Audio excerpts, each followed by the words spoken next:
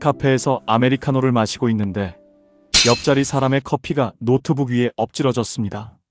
커피가 키보드 위로 줄줄 흐르는데 그 사람은 일어나지도 않습니다. 천천히 냅킨을 집어서 톡톡 닦고 한숨도 안 쉬고 심지어 살짝 웃기까지 합니다. 노트북을 바꿀 때가 됐나 보네. 당신은 속으로 생각합니다. 저 사람 대체 뭐지? 나였으면 또 돈 들어갈까봐 걱정부터 했을 텐데. 우리 주변에 이런 사람들이 있습니다. 마감이 코앞인데 느긋하게 산책하는 사람, 연인이랑 크게 싸웠는데 다음날 멀쩡한 사람, 회사에서 해고당하게 생겼는데 점심은 맛있게 먹는 사람. 처음엔 멋있어 보입니다. 대단하다. 멘탈이 강철인가 보다. 근데 좀 더 보면 묘하게 소름이 끼칩니다. 저게 진짜 괜찮은 건지 아니면 뭔가 느끼지 못하는 건지, 혹시 감정이 고장난 건 아닐까? 오늘 제가 이야기하려는 건 바로 이 사람들입니다. 소름 끼치게 여유로운 사람들. 그 여유, 전부 같은 여유일까요? 사실 여유로워 보이는 사람들 안에는 완전히 다른 심리가 숨어 있습니다. 겉으로는 똑같이 담담해 보이는데 어떤 사람은 진짜로 괜찮은 것이고, 어떤 사람은 아주 정교한 갑옷을 입고 있는 것이고, 어떤 사람은 느끼는 것 자체를 포기해버린 겁니다. 마치 같은 색깔의 옷을 입고 있지만 그 안에 있는 몸이 전부 다른 것과 비슷합니다. 그래서 오늘 이 영상에서는 여유로워 보이는 사람들의 숨겨진 심리를 하나씩 벗겨보려고 합니다. 이 영상을 끝까지 보시면 당신 안에 있는 여유가 어떤 종류인지, 그게 당신을 지켜주고 있는 건지 아니면 뭔가를 막고 있는 건지 좀 더 선명하게 보이실 겁니다. 자, 그럼 첫 번째 사람을 만나봅니다. 이 사람은 진짜로 괜찮은 사람입니다. 아니, 정확히 말하면 괜찮아지는 법을 아는 사람입니다. 상황을 한번 보겠습니다. 회사에서 3개월간 준비한 프로젝트가 엎어졌습니다. 클라이언트가 갑자기 방향을 바꾼 겁니다. 주변 동료들은 다 멘붕 상태인데 이 사람은 일단 퇴근합니다. 집에 가서 맥주 한 캔 따고 샤워하고 좋아하는 드라마를 틉니다. 다음날 출근해서는 자, 그럼 뭐부터 다시 해볼까요? 라고 말합니다. 주변에서는 어이가 없습니다. 야, 너 화 안 나? 억울하지 않아? 근데 이 사람은 진짜로 괜찮은 겁니다. 화가 안 나는 게 아니라 화를 느끼고 나서 다음 단계로 넘어갈 줄 아는 겁니다. 심리학에서는 이걸 정서 조절 유연성이라고 부릅니다. 쉽게 말하면 감정의 파도가 왔을 때 그 파도에 휩쓸리지 않고 서핑할 줄 아는 능력입니다. 당신 뇌가 스트레스를 받으면 편도체라는 부위가 확 활성화됩니다. 마치 경보기가 울리는 것과 같습니다. 근데 여기서 전두엽, 그러니까 뇌의 이성적인 부분이 개입해서 잠깐, 이게 진짜 위험한 건가? 내가 지금 할 수 있는 게 뭐지? 라고 물어봅니다. 이 두 영역이 대화를 잘하는 사람이 바로 이 타입입니다. 감정을 무시하는 게 아니라 감정이랑 협상을 하는 겁니다. 이 능력은 어느 정도 타고나기도 하지만 더 중요한 건 학습된다는 겁니다. 어릴 때 양육자가 감정을 다루는 모습을 보고 배우거나 살면서 적당한 실패를 겪으면서 아, 이 정도는 버틸 수 있구나 라는 걸 뇌가 기억합니다. 그래서 이 사람들의 여유는 무감각이 아닙니다. 충분히 느끼고 충분히 흔들리고 그 다음에 일어서는 겁니다. 대나무가 바람에 휘청거리다가 다시 돌아오는 것과 비슷합니다. 그런데 여기서 문제가 생깁니다. 겉으로 보기에 방금 말한 사람과 지금부터 말할 사람이 거의 똑같아 보인다는 겁니다. 이번에 만날 사람도 여유로워 보입니다. 하지만 이 사람은 사실 아주 정교한 갑옷을 입고 있는 사람입니다. 상황을 한번 보겠습니다. 오래 믿었던 친구가 뒤에서 안 좋은 말을 하고 다녔다는 걸 알게 됐습니다. 몇 년간 가깝게 지낸 사이였는데 배신을 당한 겁니다. 근데 이 사람 반응이 이렇습니다.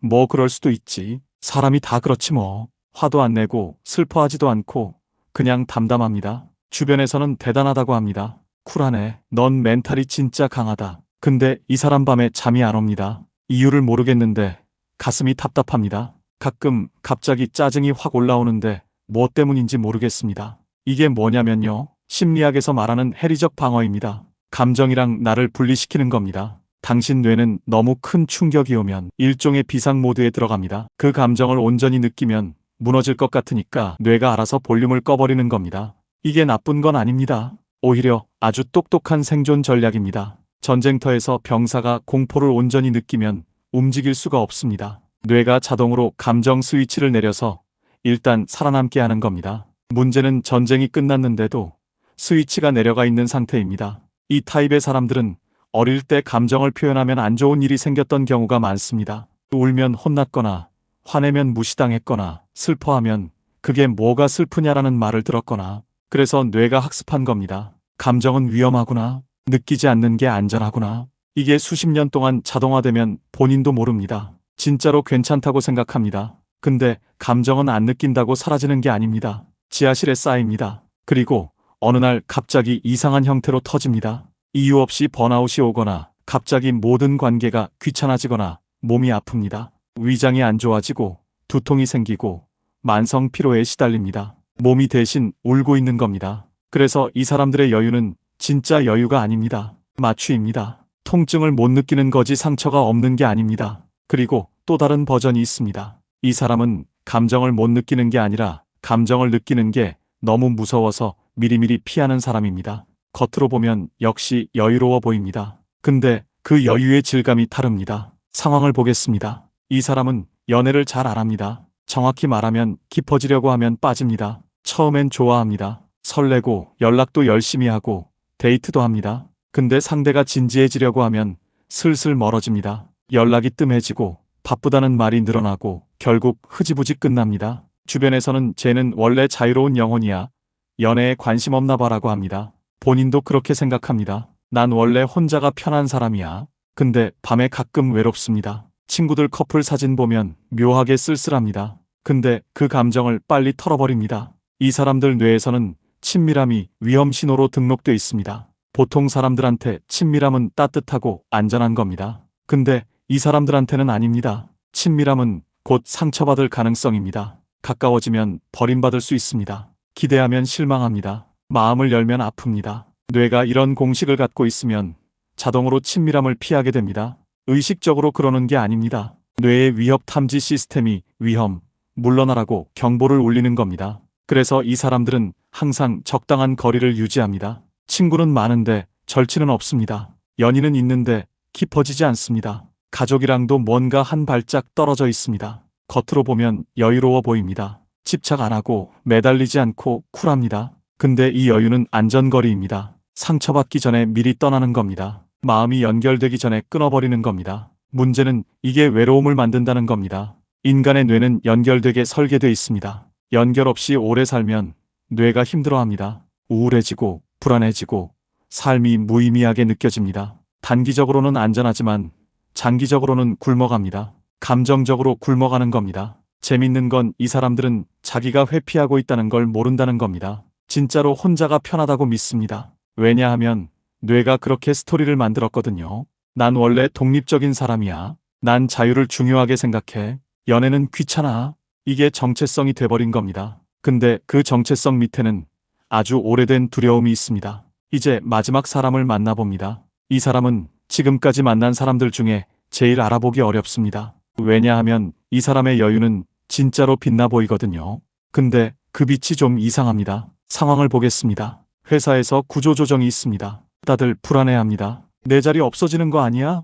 근데 이 사람은 완전 초연합니다. 뭐 잘리면 잘리는 거지. 그게 내 운명이면 어쩔 수 없는 거고 일이 잘 풀려도 담담하고 안 풀려도 담담합니다. 희로애락이 다 평평합니다. 주변에서는 도인 같다고 합니다. 세상사에 초연한 사람, 욕심이 없는 사람. 근데 가만히 보면요. 이 사람 눈에 뭔가 빠져 있습니다. 생기가 없습니다. 삶에 대한 욕망 자체가 없어 보입니다. 이게 심리학에서 말하는 학습된 무력감의 한 형태입니다. 뇌가 내가 뭘 해도 결과가 바뀌지 않아라고 학습하면 애초에 시도를 안 하게 됩니다. 기대를 안 하게 됩니다. 기대가 없으면 실망도 없습니다. 심리학자 마틴 셀리그먼이 했던 실험이 있습니다. 전기 충격을 피할 수 없는 상황에 반복적으로 노출된 개들은 나중에 피할 수 있는 상황이 돼도 시도조차 안 했습니다. 그냥 누워서 맞았습니다. 뇌가 포기를 학습한 겁니다. 사람도 마찬가지입니다. 어릴 때부터 내 의견이 무시당하고 내 노력이 인정받지 못하고 내가 뭘 해도 상황이 안 바뀌는 경험을 반복하면 뇌가 학습합니다.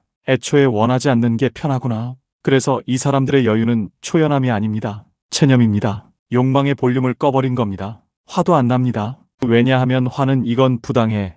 바꾸고 싶어라는 에너지인데 바꿀 수 있다는 믿음이 없으면 화도 안 나거든요. 슬프지도 않습니다. 슬픔은 뭔가를 잃었다는 건데 애초에 가진 게 없다고 느끼면 잃을 것도 없습니다. 이 평평함이 밖에서 보면 여유로 보입니다. 도인 같아 보입니다. 근데 진짜 수행을 통해 얻은 초연함과 이건 완전히 다릅니다. 수행을 통한 초연함은 삶을 충분히 경험하고 나서 집착을 내려놓는 겁니다. 이건 삶을 경험하기도 전에 기대를 포기한 겁니다. 겉모습은 비슷한데 내용물이 정반대입니다. 자, 여기까지 4가지 다른 여유를 만났습니다. 진짜 회복력에서 오는 여유, 감정을 분리시킨 여유, 친밀함을 피하는 여유, 기대를 포기한 여유. 겉으로는 다 비슷합니다. 다 쿨해 보이고, 다 담담해 보이고, 다 뭔가 대단해 보입니다. 근데 속은 완전히 다릅니다. 어떤 건 진짜 강함이고, 어떤 건 맞추고, 어떤 건 안전거리고, 어떤 건 포기입니다. 여기서 중요한 걸 말씀드리겠습니다. 이 영상의 목적은 당신을 진단하거나 분류하려는 게 아닙니다. 사실 대부분의 사람들은 이 4가지가 다 조금씩 섞여 있습니다. 상황에 따라 다르게 나타납니다. 어떤 날은 진짜로 괜찮고, 어떤 날은 못 느끼고 있는 거고, 어떤 관계에서는 회피하고, 어떤 영역에서는 기대를 접어버렸습니다. 그게 정상입니다. 인간은 그렇게 복잡합니다. 중요한 건 알아차림입니다. 내 여유가 어디서 오는지 아는 것. 이게 진짜 괜찮은 건지, 아니면 뭔가를 피하고 있는 건지, 아니면 느끼지 못하고 있는 건지 알아차리면 선택할 수 있습니다. 그대로 있을지, 뭔가를 바꿔볼지. 알아차리기 전에는 그냥 자동으로 굴러갑니다. 알아차리면 수동으로 바꿀 수 있습니다. 그리고 한 가지 더 말씀드리고 싶은 게 있습니다. 지금까지 말한 것들 중에 나쁜 건 없습니다. 진짜로요.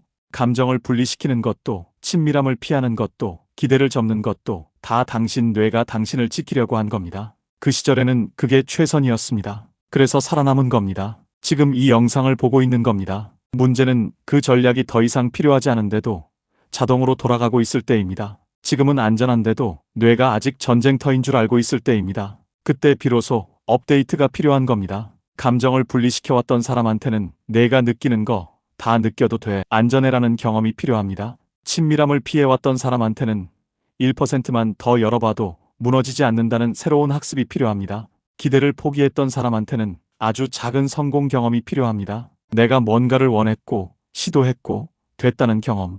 이런 경험이 쌓이면 뇌가 새로 배웁니다. 그리고 삶에 다시 색깔이 돌아옵니다. 여러분은 어땠습니까? 이 중에 어떤 게 제일 익숙하게 느껴지셨습니까? 아니면 전혀 해당 안 된다고 느끼셨습니까? 그것도 괜찮습니다. 그냥 한번 생각해보는 것만으로도 의미가 있습니다. 저는 어떤 것은 의외로 담담하고 여유로운데 또 어떤 것은 그렇지 못한 것들이 있어요. 오히려 다른 사람들과 반대인 경우들도 있기도 하고요. 댓글로 당신 이야기를 남겨주세요. 조용히 생각해 보셔도 좋습니다. 오늘 이 영상이 당신의 여유를 조금 더 이해하는데 도움이 됐으면 합니다. 지금까지 심리학 탐정이 여러분과 함께 하였습니다. 구독과 좋아요를 눌러주시면 제가 여러분께 더 빨리 달려와서 여러분의 마음과 함께 할 수 있습니다. 감사합니다.